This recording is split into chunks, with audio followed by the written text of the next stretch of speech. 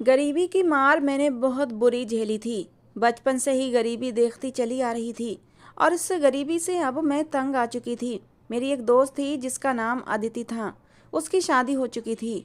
एक दिन उसने मुझे अपने पति के साथ एक रात गुजारने को कहा। उसने कहा, इस बात के बदले मैं तुम्हें लाखों रुपये दूंगी। अदिति के मुझ पर बहुत एहसान थे। मैंने बिना सोचे समझे ही अदिति को हाँ कह दी और फिर मेरी दोस्त ने मुझे दुल्हन की तरह तैयार किया और अपने पति के कमरे में भेज दिया। लेकिन उस समय मेरी जान ही निकल गई जब उसके पति ने मेरी दोस्तों, मेरा नाम सौम्या है। ये मेरी ज़िंदगी की दुख भरी कहानी है जिसे मैं आप लोगों को सुनाने जा रही हूँ। इस कहानी को सुनकर आप अपनी राय ज़रूर देना कि इसमें गलती किसकी थी। मैं बंगले में अपनी दोस्त अदिति के साथ रहती थी। मेरी उम्र 28 साल थी और मेरे 2 बच्चे थे, एक बेटा और एक बेटी। लेकिन मेरी सहेली के कोई भी औलाद नहीं थी। मेरी शादी गांव में हुई थी और ऐसे इंसान से हुई थी जिसे न घर की चिंता थी न अपने बीवी बच्चों की। वो बहुत ही बिगड़ैल अय्याश आदमी था। उसे तो अपने माँ बाप का भी ख्याल नहीं था। इसलिए मैंने फैसला कर लिया कि मैं खुद नौकरी करूंगी और अपने बच्चों का पेट पालूंगी। जिस तरह मैंने गरीबी में ज़िंदगी गुजारी थी, मैं नहीं चाहती थी मेरे बच्चे भी उसी तरह गरीबी में ज़िंदगी गुजारें। मेरी दोस्त अदिति, जो कि शहर में रहती थी, और मैं भी उसी के साथ रहने लगी। अदिति ने मुझे काम सौंप रखा था कि बंगले में सारे नौकरों से अपनी निगरानी में काम करवाना है। मैं सारे नौकरों से अपनी निगरानी में काम करवाती थी और उसके बदले अदिति मुझे सैलरी भी देती थी। मैं पिछले 6 सालों से बंगले में रह रही थी और काम कर रही थी, जबकि अदिति की शादी को 10 साल हो चुके थे। इन 10 सालों में उसने ना जाने कितनी कोशिशें कर ली थीं। बड़े से बड़े डॉक्टर को दिखा लिया था, हकीम, वैद्य, पीर बाबाओं को भी दिखा दिया था, लेकिन उसकी औलाद की तमन्ना पूरी नहीं हो सकी थी। शायद उसकी किस्मत में ही औलाद नहीं थी। मुझे अदिति बहुत प्यारी थी। हर सुख दुख में उसने मेरा साथ दिया था। उसने अपनी शादी के पूरे 4 साल बाद मुझे अपने घर पर रखा था, क्योंकि मेरी शादी पढ़ाई ख़त्म होने के फ़ौरन बाद हो गई थी। मेरे माँ बाप ने मुझे गरीबी में ही पढ़ाया लिखाया था और गरीबी में ही जोड़ तोड़ करके मेरी शादी की थी। मेरा बचपन अदिति के साथ खेल कूद कर ही बड़ा हुआ था। जब भी कभी मुझे पैसों की ज़रूरत होती तो अदिति मुझे पैसे दे देती थी। मेरी शादी के कुछ दिनों साल बाद ही मेरे माँ बाप इस दुनिया से चले गए थे। शादी के बाद भी मेरा और अदिति का मिलना जुलना रहा था। मैं अपनी सारी प्रॉब्लम्स उसे शेयर करती थी। अदिति कहती, तुम चिंता मत करो, देखना जब मेरी शादी हो जाएगी ना तो मैं तुम्हें अपने पास रख लूँगी। वो मुझसे हर छोटी बड़ी बात शेयर करती थी। और जब अदिति की शादी हुई उस समय तक मेरे 2 बच्चे हो चुके थे, लेकिन गरीबी मेरे घर पर वैसी की वैसी ही थी। अदिति ने मुझे अपने बंगले पर बुला लिया। अदिति बचपन से ही अच्छे खाते पीते घराने से संबंध रखती थी। उसकी शादी भी अच्छे घराने में हुई थी। खूब बड़ा बंगला था, नौकर चाकर थे, उसके पति का लंबा चौड़ा बिजनेस भी था। इसलिए उसने मुझे अपने बंगले पर बुला लिया। मेरी जॉब का भी इंतजाम हो गया था। वो मुझे हर महीने सैलरी देती थी और उसको भी एक साथी की ज़रूरत थी, क्योंकि उसके सास ससुर नहीं थे। लेकिन जब मैं अदिति को दुख ही देखती तो मैं भी उदास हो जाती थी। वो औलाद के लिए बहुत ज़्यादा चिंतित रहती थी। अदिति का पति भी बहुत परेशान रहता था। उसका कहना था, कुछ भी हो जाए बस उन्हें एक बच्चा चाहिए। दोनों पति पत्नी के बीच इतनी ज़्यादा मोहब्बत थी, लेकिन अब बच्चा न होने की वजह से दोनों में छोटे मोटे लड़ाई झगड़े होने लगे थे। अदिति के पति का कहना था, मुझे अपना बच्चा चाहिए क्योंकि मैं अपने माँ बाप का इकलौता बेटा हूँ। मेरे माँ बाप के मरने के बाद मैं अपनी पीढ़ी को यहाँ तक लेकर आया हूँ। मैं चाहता हूँ कि मेरा अपना बच्चा हो और वो मेरे ख़ानदान को आगे बढ़ाए। लेकिन अगर मेरा कोई बच्चा नहीं हुआ तो मेरे ख़ानदान तो यहीं पर ख़त्म होकर रह जाएगा। अदिति के पति नैतिक को अपने ख़ानदान के लिए वारिस चाहिए था। काफ़ी लोगों ने उन्हें ये भी सलाह दी थी कि बच्चा अडॉप्ट कर लो और उसे अपना नाम दे दो, लेकिन अदिति और नैतिक का कहना था कि अपना खून तो अपना ही होता है और पराया पराया ही होता है। नैतिक की भी जिद थी कि उन्हें अपना खून चाहिए। अदिति ने हर तरह से कोशिश करके देख ली थी, लेकिन वो प्रेग्नेंट नहीं हो पा रही थी और इस बात से वो बहुत ज़्यादा डिप्रेशन में रहने लगी थी। इस चक्कर में उसने जादू टोना भी करवाना शुरू कर दिया था। पीर बाबाओं को दिखाया, लेकिन सारी कोशिशें नाकाम हो रही थीं और अब वो खामोश होकर बैठ गई थी। नैतिक का कहना था, अगर उसको उसका वारिस नहीं मिला तो वो दूसरी शादी कर लेगा। अदिति तो नैतिक से बहुत प्यार करती थी और वो नहीं चाहती थी उसका पति उसकी आंखों के सामने दूसरी औरत को लाकर रख दे। ऐसा तो नैतिक भी नहीं चाहता था, लेकिन बच्चे की खातिर वो भी मजबूर था। इस सारे मामले में मैं अदिति की बहुत मदद कर रही थी। वो जहाँ भी इलाज के लिए जाती मुझे अपने साथ लेकर जाती थी। लेकिन इस बार तो नैतिक ने दूसरी शादी करने का पक्का इरादा कर लिया था और उसने कहा कि वो किसी भी हाल में अपना फैसला नहीं बदलेगा, क्योंकि उसे अपने बच्चे की खातिर दूसरी शादी करनी ही होगी। इंतजार करते करते 10 साल हो गए हैं और अब वो और इंतजार नहीं करेगा। अदिति अपने पति की बात सुनकर बहुत ज़्यादा परेशान हुई थी और उसकी आंखों में आंसू भी बहने लगे थे। अदिति की आंखों में आंसू देखकर नैतिक भी परेशान हो जाता था और हर बार उसके आंसुओं से बेबस होकर दूसरी शादी का इरादा बदल देता था। उसने अदिति को विश्वास दिलाया कि जो इज्जत उसकी अदिति के लिए है, वो इज्जत और जगह दूसरी औरत नहीं ले सकती। उसे दूसरी पत्नी सिर्फ बच्चे के लिए चाहिए। अदिति और नैतिक की मोहब्बत की शादी थी और नैतिक का कहना था, मोहब्बत हमेशा ही तुम्हारे लिए मेरे दिल में रहेगी। अब तो अदिति की जान पर बन आई थी। अब तो कोई जादू टोना भी काम नहीं कर रहा था। उधर नैतिक ने फैसला कर लिया तो कर लिया था। घर में अब लड़ाई झगड़े भी बढ़ने लगे थे। अदिति पूरे घर में परेशानी के आलम में चक्कर पर चक्कर काट रही थी। मैंने अदिति को समझाया, अदिति तुम परेशान मत हो, देखना सब ठीक हो जाएगा। भगवान पर भरोसा रखो, वो तुम्हारे साथ कुछ भी गलत नहीं करेगा। तुम इतनी अच्छी हो, दूसरों की मदद करती हो, फिर भगवान तुम्हें दुख कैसे दे सकता है। अदिति कहने लगी, तुम्हें नहीं पता सौम्या, मैं अपने पति की दूसरी पत्नी को कैसे बर्दाश्त कर सकती हूँ। मैं नहीं चाहती कि घर में रहते हुए मेरी जगह मेरी सौतन आ जाए। मैं नैतिक से बहुत प्यार करती हूँ। मैं उसे किसी पराई औरत के साथ बर्दाश्त नहीं कर सकती। मुझे क्या पता था कि भगवान मुझे शादी के बाद औलाद नहीं देगा और इस वजह से मेरे पति के दिल में मेरे लिए मोहब्बत कम हो जाएगी। कम ही नहीं बल्कि ख़त्म हो जाएगी। अगर नैतिक को मुझसे मोहब्बत होती तो वो दूसरी शादी के बारे में कभी नहीं सोचता। मैंने अदिति को समझाया, तुम परेशान मत हो, नैतिक तुमसे बहुत प्यार करता है और वो मजबूरी में ही दूसरी शादी करना चाहता है। अदिति कहने लगी, तुम्हें क्या पता, जब मेरे पति की दूसरी पत्नी घर में आएगी और वो बच्चा पैदा करके देगी तो उसके दिल में मेरे लिए जो बची खुची मोहब्बत है वो भी ख़त्म हो जाएगी, क्योंकि मैं तो बांझ हूँ, उसको बच्चा नहीं दे सकती। और जो बच्चा देगी वही पति के दिल पर राज करेगी। फिर तो मेरी इज्जत इस घर में नौकरानियों से भी बुरी हो जाएगी और मैं ऐसा बिल्कुल नहीं चाहती। तुम तो जानती हो मेरे पापा की शहर में कितनी इज्जत है। मैं एक बहुत बड़े बिजनेसमैन की बेटी हूँ और तुम जानती हो कि मैं बहुत ज़्यादा जिद करके नैतिक से शादी की थी। मेरे माँ बाप तो इस शादी के लिए तैयार नहीं थे। अगर उन लोगों को ये बात पता चल गई तो वो भी कहेंगे कि तुम्हारी ही गलती का नतीजा है। मैं उन लोगों को भी कुछ कह नहीं सकती। नैतिक की दोस्त भी उसे यही मशवरा देते हैं कि वो दूसरी शादी कर ले। ऐसा हो गया तो इस घर में मेरी इज्जत बिल्कुल ख़त्म हो जाएगी। मैं ऐसा किसी भी कीमत पर होने नहीं दूंगी। देखना, मैं कोई ना कोई रास्ता निकाल लूंगी। अदिति हद से ज़्यादा परेशान थी। अचानक चक्कर लगाते लगाते वो रुक गई और मेरे चेहरे की तरफ अजीब सी नज़रों से देखने लगी। मैं भी उसको ही देख रही थी कि अचानक उसको क्या हो गया और मुझसे क्या काम पड़ गया। वो मुझे इस तरह से क्यों देख रही है। अदिति ने मेरा हाथ पकड़ लिया। उसकी आंखों में आंसू झिलमिला रहे थे। मेरा हाथ पकड़कर सोफे पर बैठ गई। कहने लगी, सौम्या तुम मेरा एक काम कर सकती हो। उसने अचानक मेरी आंखों में देखकर कहा था और मेरे हाथों को थाम कर ये सवाल किया था। मैं हैरान रह गई। मैंने कहा, हाँ, मैं तो हमेशा तुम्हारे लिए तैयार रहती हूँ। तुम्हें कहने की भी ज़रूरत नहीं है। बस तुम बताओ, मैं तुम्हारी हर तरह से मदद करूँगी, क्योंकि ये मेरा फ़र्ज है। तुम बस मुझे अपना काम बताओ कि मुझे क्या काम करना है। उसने कहा कि मैं आज तुमसे ऐसी मदद मांगने जा रही हूँ, शायद इस मदद के लिए तुम कभी तैयार ना हो। उसकी बात सुनकर मैं फिर से हैरान हुई थी कि आखिर ऐसा कौन सा काम था और ऐसी कौन सी मदद थी जो मैं उसके लिए नहीं कर सकती थी। मैंने कहा, अदिति मैं तुम्हारी हर तरह से मदद करने की कोशिश करूंगी। कभी ऐसा नहीं हो सकता कि मैं तुम्हारे किसी काम को मना कर दूं। तुमने सोच भी कैसे लिया कि मैं तुम्हारे काम से मना कर दूंगी। उसने कहा, जो बात मैं तुमसे कहने जा रही हूँ शायद तुम्हारे लिए सुनना भी मुश्किल होगा, करना तो और भी ज़्यादा मुश्किल होगा। उसकी बात सुनकर मुझे सचमुच हैरानी हो रही थी, लेकिन अगले ही पल उसने मेरी आंखों में देखकर मुझसे ऐसी मदद मांग ली जिसे सुनकर मेरे पैरों तले से ज़मीन ही निकल गई थी। अदिति की बात सुनकर एक पल के लिए मैं चकरा कर रह गई थी। वो मेरे चेहरे के हाव भाव देख रही थी और समझ गई। मेरी तरफ देखने लगी। उसके चेहरे पर मायूसी फैल गई थी।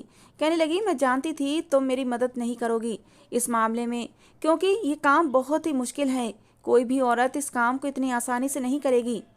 मैंने कहा, अदिति ऐसा कैसे हो सकता है? भला मैं ये काम कैसे कर सकती हूँ, और वो भी बिना किसी को बताए? इस काम से जितना नुकसान मुझे होगा उससे कहीं ज़्यादा तुम्हें होगा। मैं सोच में पड़ गई थी। मुझे देखकर अदिति ने कहा, अगर तुम मेरी मदद करोगी मैं तुम्हें इस काम के लिए भारी कीमत दूंगी। अपने इस काम के लिए मैं तुम्हें पूरे 50 लाख रुपये दूंगी। इतनी बड़ी रकम सुनकर मेरे तो होश ही उड़ गए थे। मैंने कभी जिंदगी में इतने ज़्यादा पैसे नहीं देखे थे। आंखों के सामने 50 लाख रुपये घूमने लगे थे। जैसा कि मैं आप लोगों को बता चुकी थी कि मैं बहुत गरीब थी। गरीबी में ही बचपन गुजरा था। मेरी शादी भी गरीब आदमी के साथ हुई थी। मेरे पति, सास, ससुर सभी गांव में रहते थे। मैं अपने बच्चों को लेकर अदिति के साथ रहती थी। अदिति ने मुझे अलग से अपने सर्वेंट क्वार्टर में रखा हुआ था। वो बस नाम के लिए ही सर्वेंट क्वार्टर था। हालांकि एक खूबसूरत सा मकान बना हुआ था जो कि बंगले से लगा हुआ बना था। मेरे क्वार्टर का एक दरवाज़ा अदिति के बंगले के अंदर भी खुलता था और एक दरवाज़ा बंगले के बाहर खुलता था। इस तरह मुझे ये सुविधा रहती थी कि मेरा ज़्यादा से ज़्यादा समय अदिति के साथ गुजरता था। कुछ पैसे मैं अपने सास ससुर के पास भेज देती थी क्योंकि मेरा पति खेती करता था और जो भी पैसे उसके हाथ आते वो अपनी अय्याशी में उड़ा देता था। मैं कुछ पैसे अपने सास ससुर के खर्चे के लिए भेज देती और कुछ पैसे अपने पास अपने बच्चों के खर्चे के लिए रोक लेती थी। मेरे पति ने ना जाने कितने लाख का कर्ज भी अपने सर पर चढ़ा रखा था। अगर ये 50 लाख रुपये मुझे मिल जाते तो मेरे बहुत काम आने वाले थे, क्योंकि ये रकम बहुत बड़ी रकम थी और काम भी कोई ज़्यादा बड़ा नहीं था। मुझे कोई फ़र्क नहीं पड़ता था, लेकिन मुझे ये डर था कि कहीं मेरा पति इस काम के लिए मुझे मना न कर दे। वैसे मुझे पूरी उम्मीद थी कि मेरा पति जब 50 लाख रुपये के बारे में सुनेगा तो फ़ौरन इस काम के लिए तैयार हो जाएगा। यही सोचते हुए मैंने अदिति को काम करने के लिए हामी भर दी। मैंने कहा, मैं तुम्हारी मदद करने के लिए तैयार हूँ, लेकिन तुम्हें इस काम के लिए नैतिक को भी तैयार करना पड़ेगा। मैंने अदिति से कहा कि इस बारे में अगर किसी बाहर वाले को पता चल गया तो तुम्हें पता है ना कितनी बदनामी होगी, तुम्हारी और तुम्हारे पति की भी इज्जत खराब होगी। और सबसे बड़ी बात ये कि नैतिक इस काम के लिए क्या राजी हो जाएगा? अदिति कहने लगी, जब मेरा पति दूसरी शादी के लिए तैयार है तो इस काम के लिए वो बहुत ही आसानी से तैयार हो जाएगा। आखिर वो बच्चे की खातिर ही दूसरी शादी करने को तैयार है। अगर उसे बिना शादी के ही बच्चा मिल जाएगा तो वो क्यों दूसरी शादी करेगा? तुम्हें पता है मैं ये बात अपने दिल पर पत्थर रख कर रही हूँ। मैंने कहा, अदिति तुम एक बार नैतिक से बात कर लो, उसके बाद हम इस काम की शुरुआत करेंगे। ये बहुत बड़ा काम है और ख़तरनाक भी है, तुम सोच समझ लो। अदिति कहने लगी, मुझे पता है ये कोई छोटी मोटी बात नहीं है बल्कि बड़ी बात है। मैंने कहा, तुम एक बार फिर सोच लो, ऐसा ना हो बाद में तुम्हें पछताना पड़े। अदिति ने कहा, मैंने बड़ी मुश्किल से ये फैसला किया है और मैं अपने फैसले से अब पीछे हटने वाली नहीं हूँ। तुम मेरी चिंता मत करो, मैं खुद को संभाल लूँगी। बस तुम मेरी मदद करने के लिए तैयार हो जाओ, ऐसा ना हो कि सब कुछ ख़त्म हो जाए। अदिति अपने इरादे पर पक्की थी। उसने इरादा कर लिया था और अब वो पीछे हटने वालों में से नहीं थी। उसने कहा कि सारी ज़िंदगी सौतन बर्दाश्त करने से अच्छा है एक ही रात के लिए परेशानी से गुजर जाऊँ, इसलिए उसे ये सब करना होगा। मैंने भी अपने दिल को मजबूत कर लिया था ये काम करने के लिए, क्योंकि ये काम मेरे लिए भी आसान नहीं था। पहले तो मुझे अपने पति से अनुमति लेनी थी, उसके बाद ही मुझे ये काम अंजाम देना था। ये काम सच में दिल दहला देने वाला था। अगर मेरे पति ने मुझे अनुमति दे दी तो मैं हर तरह से अदिति की मदद करने के लिए तैयार थी और जितना हो सकता था इस बात को हमने कहीं किसी को बताना भी नहीं था, क्योंकि अगर बाहर लोगों में अदिति और नैतिक की पोल खुल जाती तो लोग उन पर उंगलियां उठा सकते थे। वैसे भी मुझे नैतिक से डर लग रहा था, क्योंकि नैतिक गुस्से का बहुत तेज था। वो अदिति से प्यार भी बहुत करता था, लेकिन जब उसे पता चलेगा कि अदिति ने ही इस तरह का प्लान बनाया है तो न जाने वो क्या रिएक्ट करेगा। मैंने अपने पति को फ़ोन किया और अदिति को नैतिक के आने का इंतज़ार था। दरअसल हमारा प्लान ये था कि अदिति ने कहा था कि तुम मेरे पति का बच्चा पैदा करके मुझे दोगी, क्योंकि मैं ज़िंदगी भर की सौतन बर्दाश्त नहीं कर सकती। लेकिन एक रात के लिए अपने पति को किसी दूसरी औरत के साथ सिर्फ बच्चे की खातिर बर्दाश्त करने में कोई दिक्कत नहीं है। सिर्फ एक रात की ही तो बात है। अदिति ने कहा था, तुम मेरे पति के साथ एक रात गुजारोगी और मेरे बच्चे को पैदा करोगी। बच्चा पैदा हो जाने के बाद बच्चा हमें दे दोगी, उसके बदले मैं तुम्हें पैसे दूंगी। मुझे इस काम से कोई प्रॉब्लम नहीं थी, क्योंकि मेरे पास तो पहले से ही 2 बच्चे थे, एक बेटा और एक बेटी। इसलिए मुझे किसी तीसरे बच्चे की ख्वाहिश भी नहीं थी और नैतिक को तो वैसे भी अपना ही बच्चा चाहिए था। वरना मैं अदिति को अपना एक बच्चा भी देने को तैयार थी। अगर वो काम किसी और से करवाते तो शायद उनकी इज्जत खराब हो सकती थी। मैं उनके घर में रहती थी, इसलिए उन्हें कोई परेशानी नहीं हो सकती थी। इसलिए अदिति ने ये काम मुझे करने के लिए कहा था। अदिति मुझसे कहने लगी, सौम्या मुझे माफ़ कर देना, लेकिन बच्चा पैदा हो जाएगा और तुम बच्चा मुझे दे दोगी। उसके बाद तुम अपने गांव वापस चली जाना, क्योंकि मर्द का नेचर का कोई भरोसा नहीं है कि कब नैतिक का मन बदल जाए और वो तुम्हें हमेशा हमेशा के लिए अपने पास रख ले। सॉरी, मैं बच्चा होने के बाद तुम्हें अपने घर पर नौकरी पर नहीं रख सकती। मुझे पहले अदिति की बात बुरी लगी थी। मैंने उसे कहा, लेकिन फिर मैं काम कहाँ करूँगी, कैसे अपने बच्चों का पेट पालूंगी? तुम्हें तो मेरे घर के हालात का अच्छे से पता है। अदिति ने कहा, 50 लाख रुपये मिल जाने के बाद तो तुम्हें नौकरी करने की ज़रूरत ही नहीं पड़ेगी, और अगर फिर भी तुम्हें मुश्किल हो तो मेरा नंबर तुम्हारे पास है, तो मुझे कॉल कर सकती हो। तुम्हें जितने भी पैसों की ज़रूरत होगी मैं तुम्हें महीने के महीने देती रहूँगी, क्योंकि मैं तुम्हारी सारी ज़िंदगी के लिए एहसानमंद हो जाऊँगी। अब की बात सुनकर मैं खुश हो गई थी कि बिना काम के ही मुझे महीने के महीने पैसे मिलते रहेंगे। मैंने अपने पति को कॉल की और उसको सारी बात बता दी। पहले तो मेरे पति को गुस्सा आया, क्योंकि मर्द था। जाहिर सी बात है, कोई भी मर्द अपनी पत्नी को दूसरे मर्द के पास सोने की अनुमति नहीं दे सकता। लेकिन मेरा पति लालची आदमी था। वो मेरे पैसों से अय्याशी करता था। जब से मेरी नौकरी लगी थी उसने खेती करना भी छोड़ दी थी। उसको हराम के खाने की आदत पड़ गई थी। कभी कभी तो मुझे अपनी इस गलती का एहसास होता कि मुझे नौकरी करनी ही नहीं चाहिए थी। जब उसके सर पर जिम्मेदारी पड़ती तो वो खुद ब खुद अपनी गलत आदतों को छोड़ देता और मेहनत मजदूरी करता और अपने बच्चों का पेट पालता। लेकिन शायद मैंने ही उसकी आदत खराब कर दी थी। जब मेरे पति को 50 लाख रुपये के बारे में पता चला तो उसने मुझे अनुमति दे दी। उसने कहा, मुझे कोई ऐतराज नहीं है, हमें तो सिर्फ पैसों से मतलब है। जब मैंने अदिति को बताया कि मेरा पति राजी हो गया है तो वो बहुत खुश हुई थी। और अदिति ने जब मुझे बताया कि नैतिक भी मान गया है, पहले तो थोड़े नखरे दिखा रहा था, लेकिन उन्हें भी बच्चा चाहिए और अपना ही खून चाहिए, इसलिए वो भी इस काम के लिए राजी हो गया है। रात होते ही अदिति ने मुझे अपने कमरे में भेज दिया। आज मैंने अदिति की आंखों में आंसू देखे थे। आज उसे इस तरह तड़पते हुए देखा था जैसे कोई मछली बिना पानी के तड़पती है। कभी कभी औरत कितनी मजबूर हो जाती है, जो उसे नहीं करना होता वो भी मजबूरी की वजह से करती है। आज मैंने अदिति को बहुत लाचार और मजबूर देखा था। मैंने उसे गले लगाया। मैंने कहा, अदिति मायूस मत हो, देखना सब कुछ ठीक हो जाएगा। जिस इरादे से तुम मुझे अपने पति के पास भेज रही हो, भगवान करे वो इरादा जल्दी ही पूरा हो जाए और तुम्हारे पति को औलाद मिल जाए, ताकि उसे बच्चे की कमी न हो और वो दूसरी शादी न करे। खैर, मैं नैतिक के कमरे में आ गई। अंदर जाते हुए मेरा दिल अजीब सी अंदाज में धड़क रहा था। किसी दूसरे के पति के साथ रात गुजारना कोई छोटी बात न थी। आज तक मुझे मेरे पति के अलावा किसी दूसरे मर्द ने हाथ भी नहीं लगाया था। मैं गई तो नैतिक सोफे पर बैठा सिगरेट पी रहा था। पूरे कमरे में धुआं फैला हुआ था। शायद उसके लिए भी ये काम करना आसान नहीं था। मुझे देखकर उसने सिगरेट बुझाई थी। मेरे पास आया और कहने लगा, देखो सौम्या, मैं जो कुछ भी कर रहा हूँ बहुत ही मजबूरी में कर रहा हूँ। मैंने कहा, मैं तुम्हारी मजबूरी समझ सकती हूँ। धीरे धीरे नैतिक मेरे करीब होता चला गया। उसके चेहरे पर इस समय दर्द के आसार साफ नजर आ रहे थे। उसने मुझे अपनी बाहों में समेटते हुए अपनी आंखें बंद कर ली थीं। शायद वो अदिति को ही गुमान कर रहा था। अदिति के लिए भी ये रात कांटों पर गुजरी थी। और फिर जैसा हमने सोचा था वैसा ही हुआ था। हमें ज़्यादा इंतजार करने की ज़रूरत नहीं पड़ी थी। जल्दी ही मेरी तबीयत खराब रहने लगी थी। अदिति ने मुझे शहर के सबसे अच्छे डॉक्टर को दिखाया था। डॉक्टर ने मुझे गुड न्यूज़ सुना दी। अदिति और नैतिक तो बहुत खुश हो गए थे। अदिति से ज़्यादा तो नैतिक खुश था। उसकी खुशी का तो ठिकाना ही नहीं था। पहली कामयाबी हमें मिल चुकी थी। मेरी आंखों के सामने 50 लाख रुपये की रकम थी। उधर मैंने नोट किया था कि नैतिक और अदिति भी बहुत ज़्यादा खुश रहने लगे थे। उन दोनों के सामने उनका आने वाला बच्चा घूम रहा था। नैतिक ने अपने सारे रिश्तेदारों में खबर फैला दी थी कि अदिति प्रेग्नेंट है।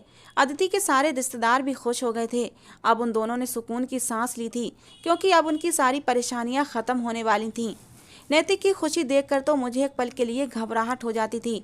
शुरू में मुझे लगा कि सब कुछ ठीक हो जाएगा, लेकिन पता नहीं क्यों जैसे जैसे दिन गुजर रहे थे मेरी घबराहट बढ़ती जा रही थी। मैं परेशान थी। नैतिक और अदिति अपने बच्चे के आने वाले सपने सजा रहे थे। दोनों पति पत्नी मेरा ख्याल भी बहुत रखते थे, मेरी खुराक बहुत अच्छी कर दी थी, रेगुलर मेरा चेकअप भी करवा रहे थे। इतने सालों से मैं उनकी सेवा कर रही थी, आज ऐसा समय आया था कि दोनों पति पत्नी मेरी सेवा कर रहे थे जैसे मैं इस घर की रानी हूँ और वो सब मेरे नौकर हैं। लेकिन हमारे लिए एक नई मुसीबत आ गई थी। अदिति और नैतिक के रिश्तेदारों को जब पता चला कि अदिति प्रेग्नेंट है तो काफ़ी सारे लोग उनसे मिलने के लिए आने लगे थे और उससे अलग अलग तरह के सवाल भी कर रहे थे। अब अदिति तो प्रेग्नेंट नहीं थी, इसलिए उसके पास सवालों का जवाब नहीं होता था और वो कंफ्यूज हो जाती थी। फिर नैतिक ने कहा, हमारा अभी यहाँ रहना ठीक नहीं है, यहाँ पर कोई ना कोई आता रहता है, कहीं ऐसा ना हो कि मेरे रिश्तेदारों को पता लग जाए कि अदिति उम्मीद से है ही नहीं। और मेहमानों के आने पर एक परेशानी और होती थी कि अदिति को दिखावे की खातिर आराम करना पड़ता था और मुझे मजबूरन घर के सारे काम करना पड़ते थे।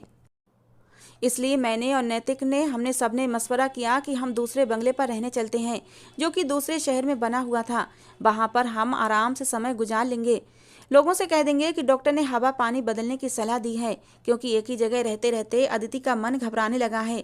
इस तरह कोई समस्या नहीं होगी, हम लोग आसानी से वहाँ पर अपना टाइम पूरा कर लेंगे। नैतिक को यह आइडिया अच्छा लगा था। नैतिक ने अपने दूसरे घर में मुझे और अदिति को शिफ्ट करवा दिया।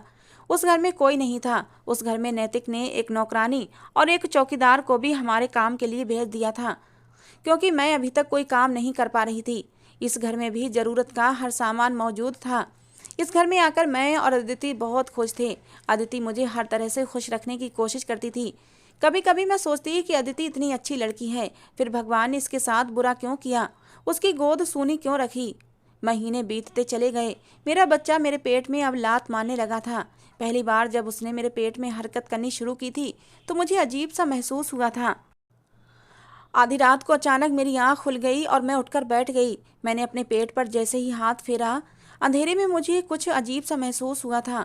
मुझे लगा कि मेरा बच्चा मुझे पुकार रहा है, मुझसे कह रहा है, माँ मैं आपका बच्चा हूँ, मुझे किसी को मत दो, मैं तुम्हारा हूँ, मुझे अपने पास रखो। पता नहीं क्यों मैं इस सपने के बाद परेशान रहने लगी थी। हर दूसरे तीसरे दिन मुझे ये सपने आने लगे थे जैसे कोई छोटा बच्चा रो रहा है और मेरी उंगली पकड़कर मुझसे कह रहा है, माँ मुझे खुद से अलग मत करो। अब मैं जाग जाग कर रातें गुजारने लगी थी। मेरा दिल अब धीरे धीरे बदलने लगा था क्योंकि अब हर रात मेरे साथ ऐसा ही होता था।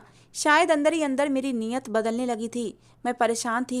मुझे 50 लाख कम और बेकार लगने लगे थे। मुझे लग रहा था 2 बच्चे होने के बाद भी मुझे बच्चे की चाहत नहीं रहेगी। मेरे लिए पैसा जरूरी होगा, बच्चे नहीं, क्योंकि बच्चे तो मुझे मिल ही चुके थे। लेकिन मेरा ये ख्याल गलत साबित हो गया था।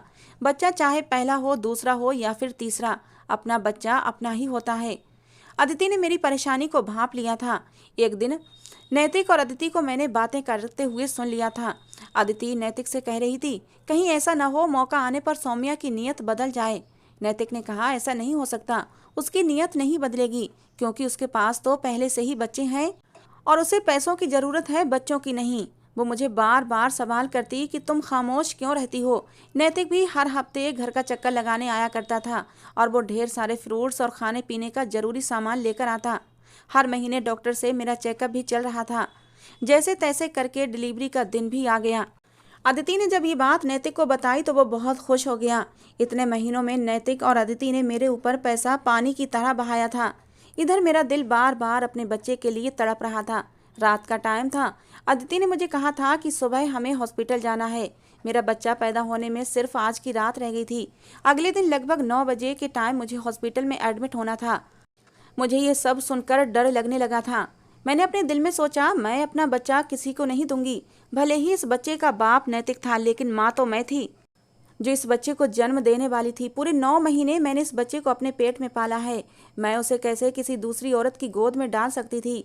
मैंने सोच लिया था ये बच्चा मेरा है। मैं इसे 50 लाख रुपये में तो क्या, 50 करोड़ में भी किसी को नहीं दूंगी। मेरी नीयत मेरा इरादा दोनों ही बदल चुके थे। मैंने देखा अदिति रात होने के बाद अपने कमरे में चली गई थी तो मैं जल्दी से अपना सामान पैक करने लगी। अपने दोनों बच्चों को साथ लिया। मेरा बड़ा बेटा 8 साल का जबकि मेरी बेटी 5 साल की थी। मैं चुपके से वहाँ से भाग गई। मुझे अब लेबर पेन भी शुरू हो चुका था क्योंकि मेरी डिलीवरी का समय हो चुका था। मैं जल्दी ही निकल आई। मैं रात वाली बस पर बैठ गई और नैतिक और अदिति को बहुत बड़ा धोखा देकर वहाँ से भाग आई क्योंकि मुझे अपना बच्चा चाहिए था। पीछे नैतिक और अदिति का क्या हाल होगा, मुझे इस बारे में कुछ नहीं लेना देना था। मुझे सिर्फ अपने बच्चे का ख्याल था। मैं अपने गांव पहुंच गई, लेकिन अब मुझे दर्द तेजी से शुरू हो गए थे। मैं अपने घर नहीं गई थी, क्योंकि मेरा पति तो वहां पर 50 लाख रुपये की उम्मीद लगाए बैठा था। मेरे पति का बहुत सारा कर्जा था। इन 9 महीनों में उसने 50 लाख रुपये के ना जाने कितने सपने सजा लिए थे। अगर मैं उसके पास खाली हाथ चली जाती तो मुझे उम्मीद थी वो मुझे वापस नैतिक के पास ले जाता और पैसे वसूल करता, क्योंकि वो एक लालची इंसान था जो अपनी पत्नी को दूसरे मर्द के साथ 50 लाख रुपये के लिए रात गुजारने के लिए भेज सकता है। वो कभी उसकी ममता को नहीं समझ सकता था। 50 लाख रुपये के बारे में सुनकर वो जितना खुश था, उसकी खुशी मैं बता नहीं सकती थी। जब भी मेरी और उसकी फ़ोन पर बात होती, वो पैसों की ही चर्चा करता रहता था। मैं गांव की एक दाई के पास चली गई। मेरे दोनों बच्चे भी इसी औरत ने पैदा किए थे। मैं दाई के घर गई और उसका दरवाज़ा जोर जोर से बजाया। गर्मियों की रातें थीं। मैं रात के 2 बजे के टाइम वहां पर पहुंची थी। अब सुबह के 6 बजने वाले थे। गर्मियों में तो वैसे भी सब लोग जल्दी सोकर उठ जाते हैं। दाई ने जैसे ही दरवाज़ा खोला, मुझे देखा तो कहने लगी, इस बार तो तुम शुरुआत के दिनों में मेरे पास नहीं आई थी। तुम्हारे बच्चे तो काफ़ी बड़े हो गए हैं।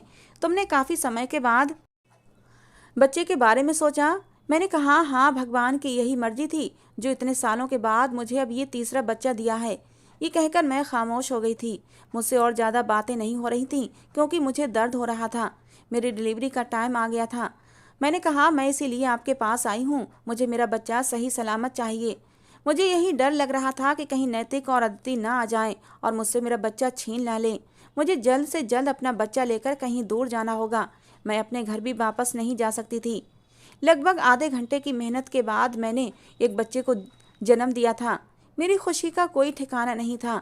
मैंने सोच लिया था मैं जल्द से जल्द अपने बच्चे को लेकर यहाँ से कहीं दूर चली जाऊंगी, यहाँ से बिल्कुल गायब हो जाऊंगी, ताकि मेरे बारे में किसी को कुछ पता न चल सके। मैं कुछ भी करके अपना बच्चा अदिति और नैतिक को नहीं दूंगी। मैंने यह भी नहीं सोचा कि वो मेरी सहेली थी। उसने सारी जिंदगी मुझ पर एहसान किए थे, यहाँ तक कि मैं तो खुद का भी बच्चा उसे देना चाहती थी। फिर अब अचानक से मुझे क्या हो गया था? मैंने उन दोनों का नमक खाया था। उन्होंने मुझे उस समय सहारा दिया जब मेरे खाने के भी लाले पड़े थे। मैंने अदिति की सारी अच्छाइयों पर पानी फेर दिया था। मैंने उनको उनके बच्चे के सपने दिखाकर उनकी आंखों से उनके सारे सपने नोच लिए थे। जब वादा पूरा करने का टाइम आया तो मैंने उन्हें धोखा दे दिया। मुझे नहीं पता था एक माँ इतनी खुदगर्ज क्यों होती है जितनी मैं हो गई थी। मैं अपने तीनों बच्चों को लेकर एक दूसरे गांव आ गई। ये एक छोटा सा गांव था जहां पर बहुत कम लोग रहते थे। यहाँ पर मैंने एक पुरानी सी झोपड़ी में अपना और अपने बच्चों का गुजर बसर करना शुरू कर दिया। अपने बच्चों की परवरिश करने लगी। शायद मुझे नैतिक और अदिति ने ढूंढने की कोशिश की होगी, लेकिन मैं बहुत दूर जा चुकी थी, जिसके बारे में लोगों को कुछ पता नहीं चला था। यहाँ पर भी मैंने लोगों के घरों में काम करना शुरू कर दिया और मैं अपने बच्चों का कम कमाई से ही पेट पालने लगी। लेकिन शायद मुझे मेरे किए की सज़ा मिलनी थी, क्योंकि मैंने उन दोनों का दिल दुखाया था। मुझे मेरे किए की सज़ा इस तरह मिली कि एक दिन अचानक मेरी तबीयत बहुत ज़्यादा ख़राब हो गई। गांव के ही लोगों ने मुझे मजबूर समझकर एक सरकारी अस्पताल में भर्ती करवा दिया।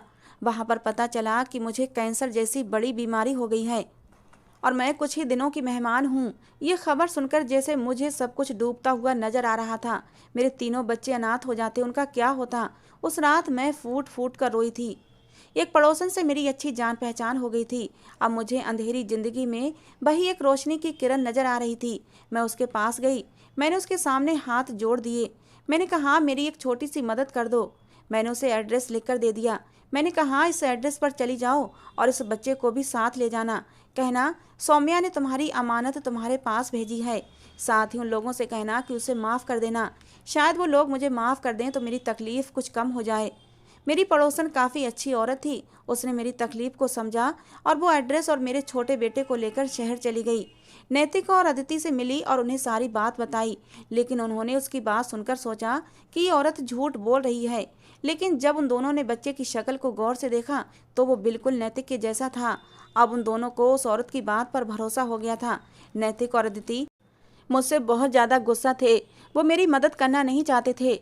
लेकिन मेरी पड़ोसन ने कहा, आप लोग मेरे साथ चलें। सौम्या की जान खतरे में है। उसको शहर इलाज के लिए लेकर आना पड़ेगा और उसका ऑपरेशन भी होना है, वरना वो मर जाएगी। अदिति और नैतिक का तो आज तक बच्चा ही नहीं हुआ था। मेरे भाग जाने के बाद उन्होंने बच्चे की ख्वाहिश को ख़त्म कर दिया था। नैतिक का कहना था, शायद भगवान ही नहीं चाहता कि मेरे बच्चा हो। अगर भगवान ही नहीं चाहता तो मुझे दूसरी शादी होने पर भी बच्चा नहीं होगा। यही सोचते हुए उसने बच्चे का ख्याल दिल से निकाल दिया था। दूसरी शादी भी नहीं की थी। वो दोनों मेरे बेटे के साथ मुझसे मिलने आए थे। जब उन्होंने मुझे देखा तो उनकी यादें ताज़ा हो गई थीं, जख्म फिर से हरे हो गए थे। फिलहाल उन्होंने मुझे इतने दर्द में तड़पते देखा तो मुझे माफ़ कर दिया, लेकिन मुझसे शिकायत जरूर की थी कि तुमने हमारे साथ अच्छा नहीं किया। तुम जानती थी हमने घर वालों से झूठ बोला था।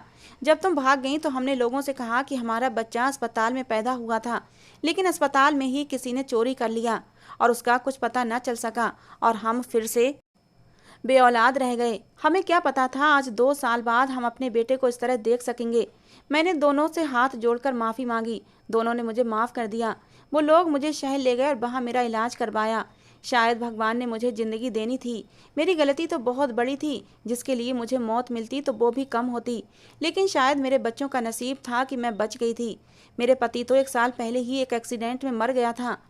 मैंने नैतिक और अदिति का बेटा उनको सौंप दिया। इस तरह मैं अपने बच्चों को लेकर अपने गांव चली गई और नैतिक अदिति को उनका बेटा वापस कर दिया।